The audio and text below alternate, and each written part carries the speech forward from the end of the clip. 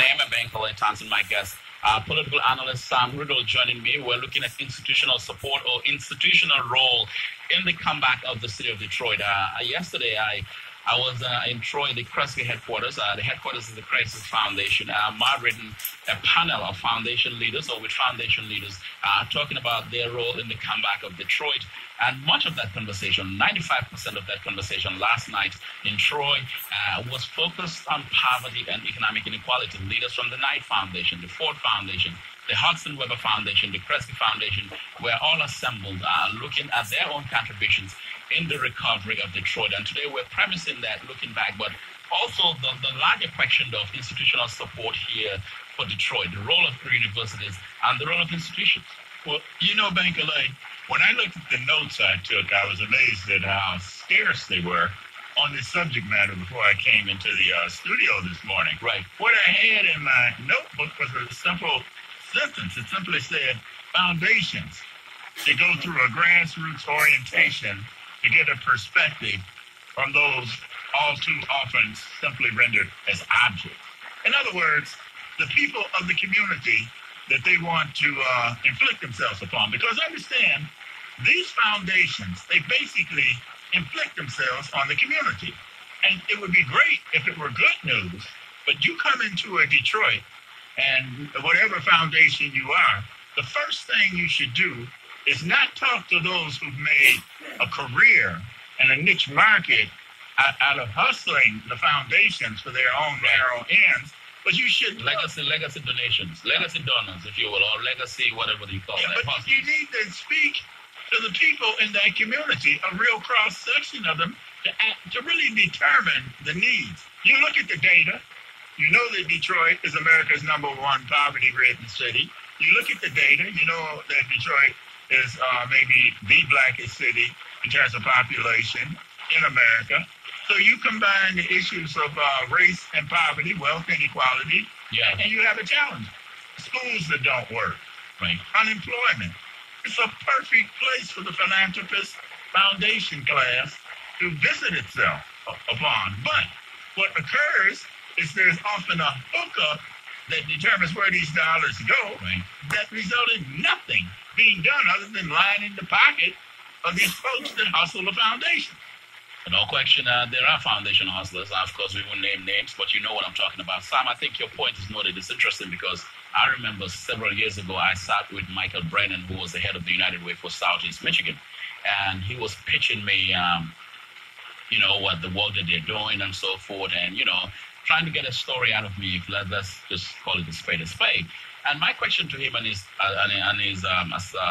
program officer at the time was, do you have a metrics that you use to measure to show that you are making real impact? Like, in fact, you're going to write $200,000 to this organization. Now, do you have a way of really knowing that, in fact, that money is being used for the desired result, and in fact, you're getting the evidence-based result? That's what I was using, an empirical language here, evidence-based result.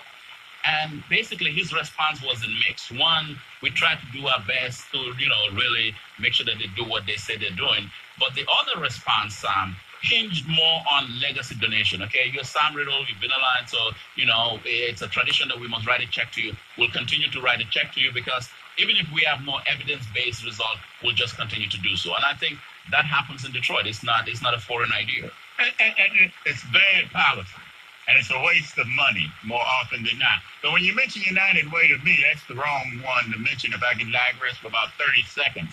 My experience firsthand with the United Way occurred in Colorado, Littleton, in the aftermath of Columbine. All those students that were killed, United Way raised millions of dollars. They gave each family of a slain student $50,000. They tried to justify, and this was at a time when some of their executives, shortly after were building flying first class, chartered jets, just living real large. But my point is that this United Way is an organization, I believe it has revamped its approach. But when you mention them, to me, it's just a story. It brings that, And so here's the deal. We want to go back to Judith Rodin. Judith Rodin wrote the book. I'm promoting the book here.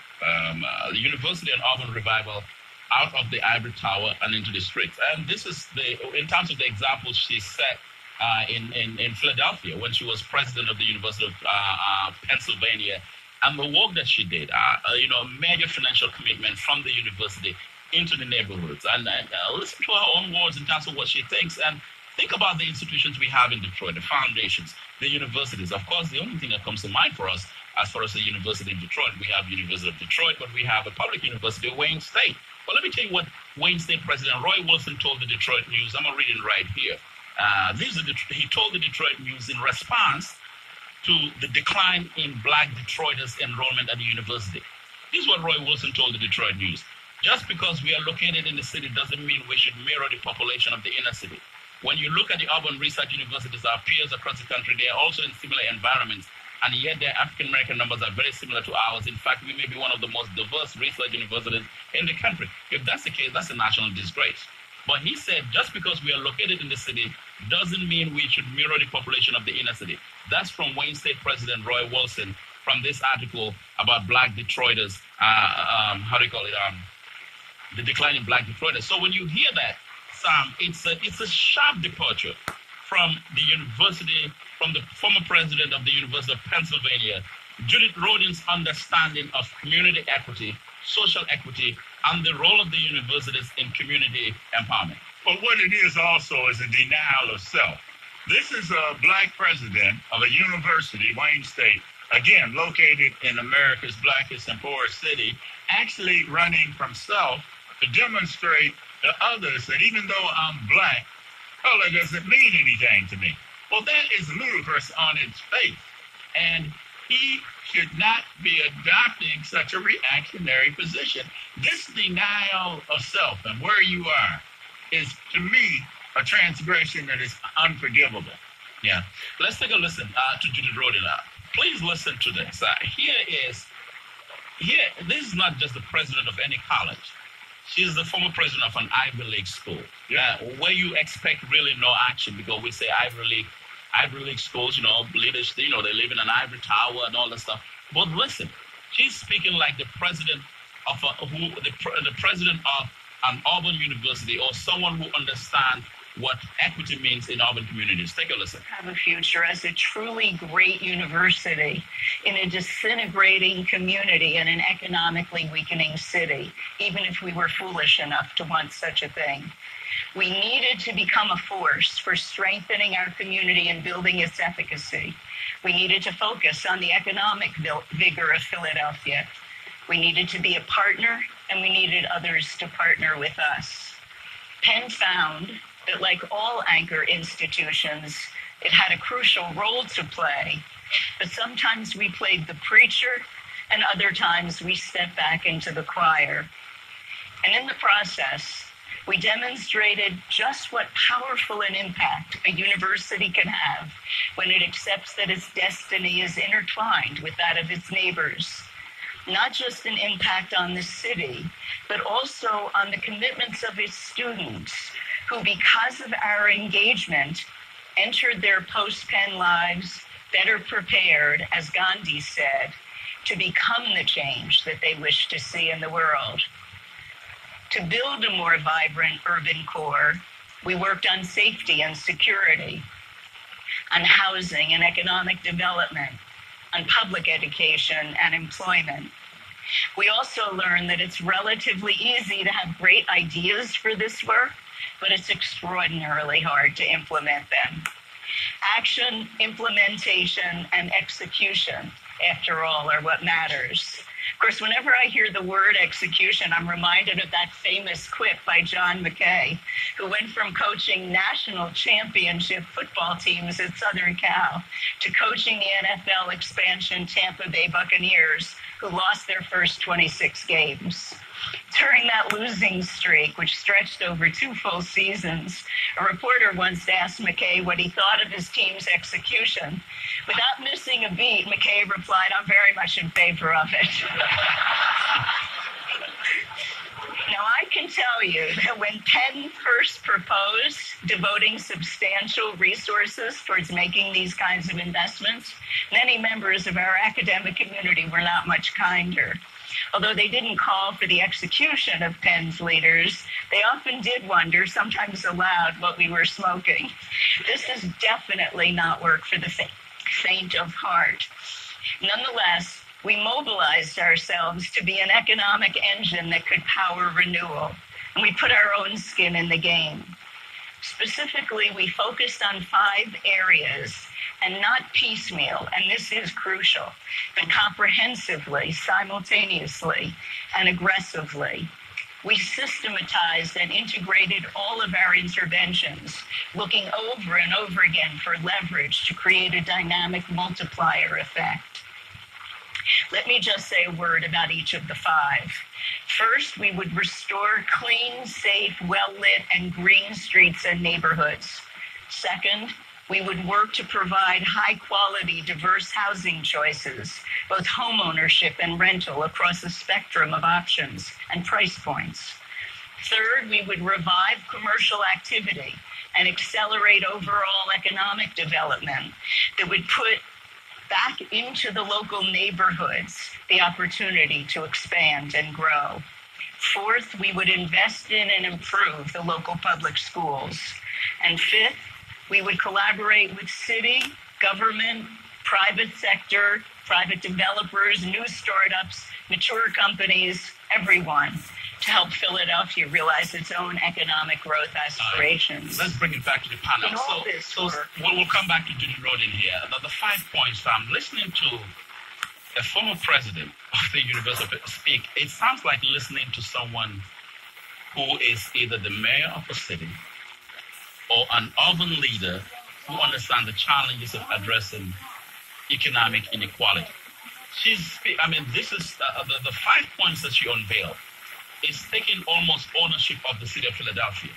She's not speaking as just an entity head of a university, but it's like she's taking ownership. You don't hear university leaders speak in this way. The way she spoke, it sounds like someone who's running for mayor. Or someone who intellectually grasps the significance and the magnitude of the issues confronting a city like Philadelphia was at that time. I've visited Philadelphia many times and understand this is a woman who's been the head of the University of Pennsylvania, which is only mentioned in the same breath with Yale, Harvard, Columbia, and the University of Michigan. That's true. Yep.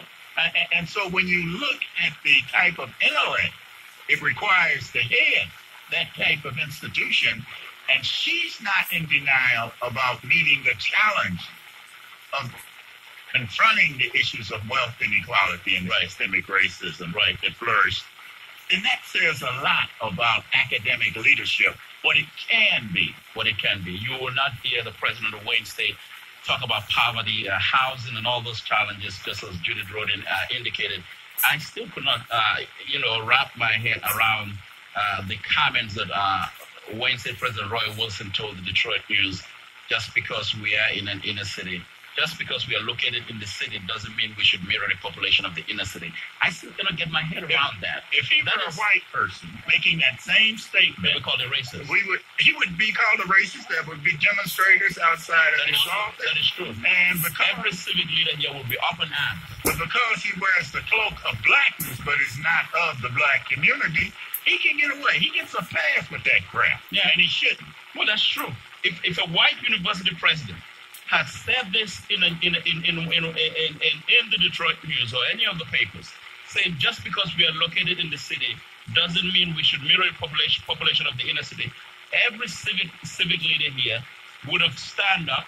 Some maybe, some will, but he would be called a racist, no question, right away.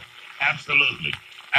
But when I look at this book, and I'm going to have to read it by Judith Rodin, I've got to tell you, I would love to see a black president of Wayne State University draft any type of book like this about dealing with Detroit. I mean, what he doesn't understand is that it would elevate him in terms of stature in the academic community. Right. Here he's worried that he might come across probably as too black and can't meet the challenge.